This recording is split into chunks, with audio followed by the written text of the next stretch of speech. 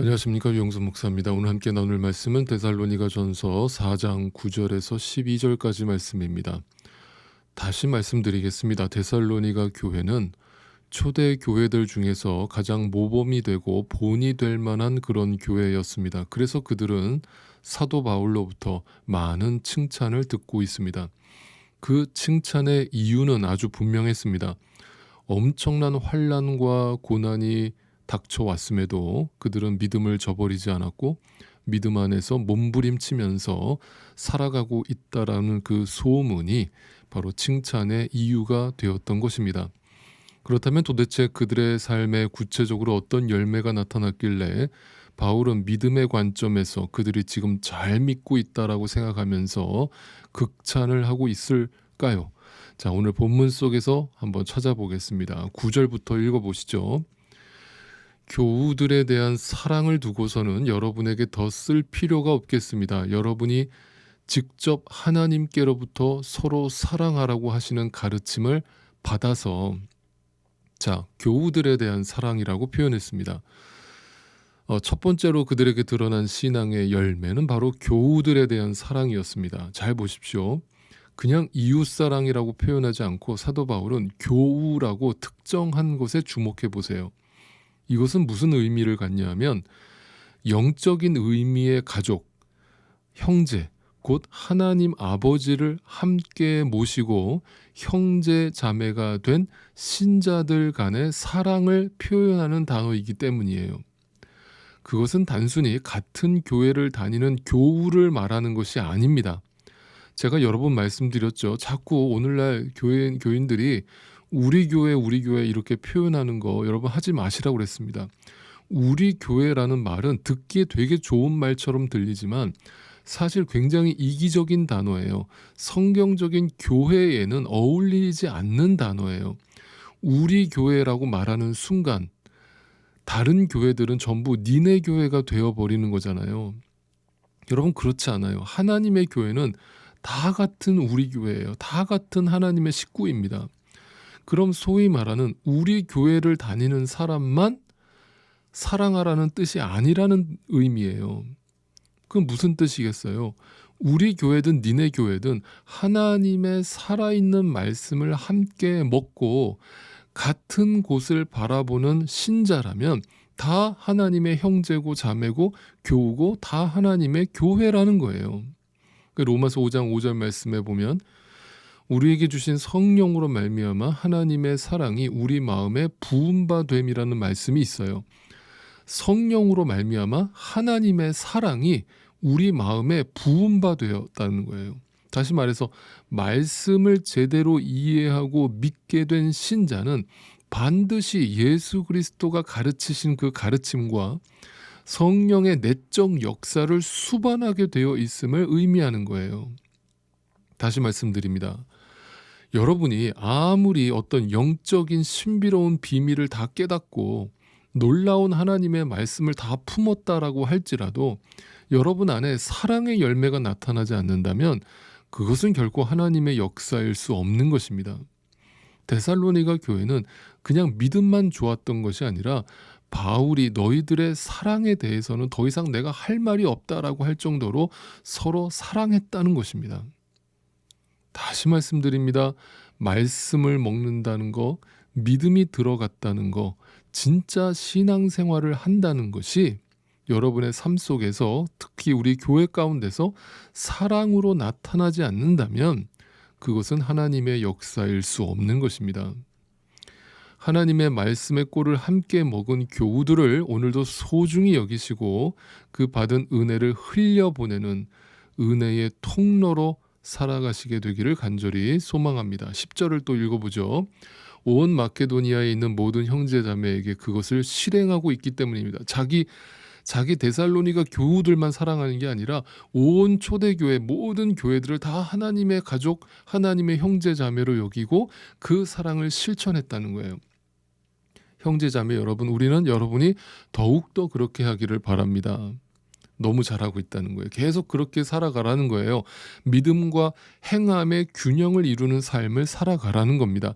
그것이 성령의 역사고 성령의 열매라고 말하고 있는 것이죠. 여기서 잠깐만 혹시나 오해하시는 분들이 계실까 봐 또 부연 설명드려요. 성경에서 말하는 행함은 우리가 구원받기 위한 어떤 조건으로서의 행함이나 또는 뭔가 억지로 내 안에 그 사랑이 있지 않은데 억지로 노력해서 막 쥐어 짜내는 행함을 말하지 않습니다.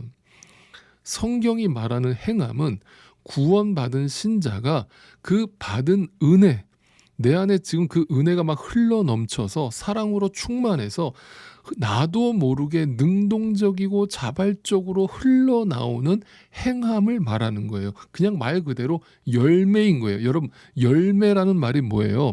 내가 억지로 열매를 맺고 싶다고 해서 맺어지는 게 아니잖아요.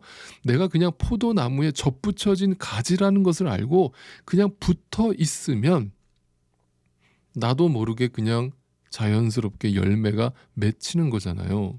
가지인 주제에 스스로 열매를 맺어보겠다고 노력하는 것 자체가 말이 안 되는 거잖아요. 네, 그것이 성경이 말하는 행함이고 사랑이에요. 1만 달란트 빚진 자가 전적인 주인의 은혜로 전액을 다 탕감받은 것에 대한 내가 이래도 되나? 내가 이런 은혜를 받아도 되나? 왜 나 같은 죄인에게 이런 은혜를 베풀어 주시나 하는 그 민망함, 네, 그것이 사랑이에요. 그것이 내 안에 가득할 때 나도 모르게 흘러 넘치는 것입니다. 나도 모르게 누군가가 너무나 사랑스럽고 끝까지 그 사람을 기다려주고 품어줄 수 있는 마음이 내 안에서 나도 모르게 나오는 거예요. 말씀이 내 안에 허락되면 나도 모르게 나오는 은혜인 것입니다. 억지로 쥐어짜는 거 아니에요. 여러분 안에 그 은혜가 메말랐다면 그냥 하나님 앞에 집중하세요. 하나님 앞에 나와서 그냥 주여 내 안에 그 사랑을 다시 한번 채워달라고, 그 은혜를 다시 한번 재확인시켜달라고 주님 앞에 엎드리세요. 그게 우리가 할 수 있는 전부예요. 그 사랑이 흘러 넘칠 때까지 내가 할 수 있는 건 없는 거예요. 자, 11절 보세요. 그리고 우리가 여러분에게 명령한 대로 조용하게 살기를 힘쓰고 자기 일에 전념하고 자기 손으로 일을 하십시오. 당시 데살로니가 교회에 한 가지 염려스러운 부분이 있었다라고 제가 말씀드렸죠. 그것은 다름 아닌 다른 복음 전도자들이 교회 안에 들어와서 종말을 운운하면서 시한부 종말론을 가르치기 시작한 거예요. 여러분, 시한부 종말론이 뭐예요? 이제 곧 종말이 온다는 거 아니에요, 그죠? 그러면 여러분이 만약에 그런 시한부 종말론을 믿게 되신다면 더 이상 이 땅에서 열심히 살아갈 이유가 있어요, 없어요? 없죠. 이제 곧 종말이 오는데 누가 열심히 일하겠어요, 그죠? 그러니까 바울이 권면하는 거예요. 그런 생각하지 마시고, 그거 잘못된 생각이니까 여러분 흥분하지 말고 흥분을 가라앉히고 잠잠하세요. 조용하세요. 그리고 지금 하고 있는 자신의 일에 성실하세요. 하루하루 열심히 살아가세요. 자기 손으로 일을 하세요. 라고 권면하고 있는 거예요.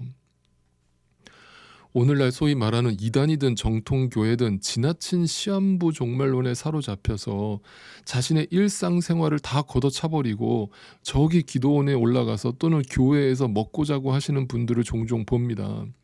그런 분들에게 오늘 이 본문 말씀은 무섭게 경고하고 있는 거예요. 그렇게 살지 말라는 겁니다. 내일 설령 세상의 종말이 온다고 할지라도 오늘 나에게 주어진 일에 최선을 다하라는 거예요. 한 그루의 사과나무를 심으라는 겁니다. 12절 보세요. 그리하여 여러분은 바깥 사람을 대하여 품위 있게 살아가야 하고 또 아무에게도 신세를 지는 일이 없도록 해야 할 것입니다. 그리고 바울은 그들에게 또 부탁합니다.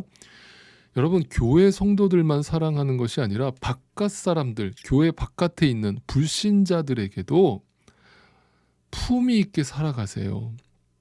좀 여러분이 그리스도인이 됐다면 말과 행동에 좀 품위가 있게 말하시고 좀 그렇게 행동을 하세요. 다시 말하면 좀 존경할 만한, 믿지 않는 사람들이 보기에 야, 저 사람은 어떻게 하면 저렇게 살아가냐라고 할 정도로 보기 좋은, 존경할 만한 삶을 살라는 거예요.